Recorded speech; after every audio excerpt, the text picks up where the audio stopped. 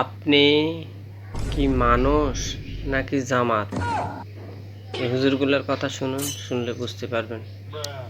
আর যদি আমাদের দলের একটা লাশ কেউ ফেলে দেয়, তার বিনিময়ে আমি আমার দলীয় নেতা কর্মীদেরকে নির্দেশ দিচ্ছি তারা যেন 10টা লাশ ফেলে দেয়। Wake up to reality. যদি একবার এই ঝিনেদাতে এমপি হতে পারি, একটা খুনের জন্য 10টা খুন ঘটাই দেবো মুহূর্তের ভিতরে। এটা আমরা বলে করি যে হুজুরা পারবে না, পারে কি পারে না একবার দেন। ভিডিওর শুরুতে কথাটা কেন বলছি, আপনি মানুষ নাকি জামাত, এ কথাটা কেন বলছি এখন তো ভিডিও দেখে আপনি বুঝতে পারলেন। এখন তাদের তো এই কি জানি রাস্তাঘাটে কেউ অ্যাক্সিডেন্টে মারা গেলেও বলবে যে বিএনপির লোকে মেরে ফেলছে, দেশের অন্য লোকে মেরে ফেলছে, এরা 2টা 10টা 20টা লোক মেরে লাগবো, এরা যেভাবে ধমক দিতেছে অফেনে। হ্যাঁ, এটা তো কোনোভাবে কাম্য নয়। কি করা, এই দেশে তো ওই মানে তাদের জন্য বেঁচে থাকাও একটা দায় হয়ে যাবে।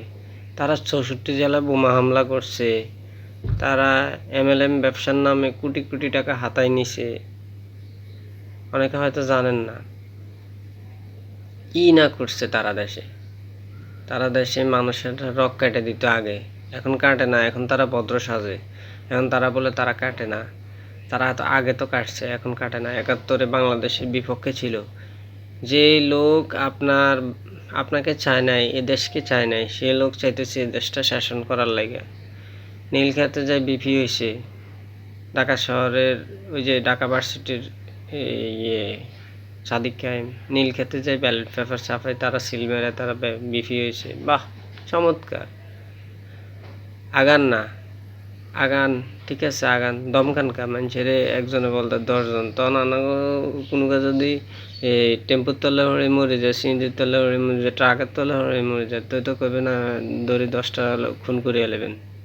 সিলেটে ফাতর লুট করলেন আপনারা, সাফাই দিলেন বিএনপির উপরে। ঢাকা শহরে ওরা ব্যবসায়িক কোন্দল করে ফাতর দিয়ে মারছে, যেভাবে মারছে। আপনারা রাস্তা নামে গেছেন পুরো বাংলাদেশ, যে এটা লো এই তো মারা লাইতো, এটা লো বিএমপিরে কালার করে এলিত। মানুষ কি এত বোকাচোদা? মানুষ তো কিন্তু বুঝে না, বাটপাড়ার দল। ডাকসুতে বিফিওই বেড়ে গেলে গুরস বেফরদাসিল মাইয়ালই পূজা মণ্ডপে যাই তোরা ইয়ে করস, নম নম কি গিন হরস। কোনটা করতেছেন আপনারা ইসলামের জন্য? কোনটা? এটা কি ইসলামী দল? এটা তো বাটপাড়ার দল, বাটপাড়ি করে চলেন। এগুলো বাটপাড়ি ছাড়া আর কিছু না। মানুষকে এগুলা খাওয়ানো যাবে না, নতুন কিছু চিন্তা ভাবনা করেন। দলের নাম পরিবর্তন করে ফেলেন, হালকা পরিবর্তন করে লাভ নাই, পুরাই পরিবর্তন করে ফেলেন, রাইখা কোনো লাভ নাই। আওয়ামী লীগের মতো, ওই আওয়ামী লীগ মুসলিম লীগ ছিল, পরে আওয়ামী লীগ হয়েছে, আপনারাও জামাত চেঞ্জ করে এলেন।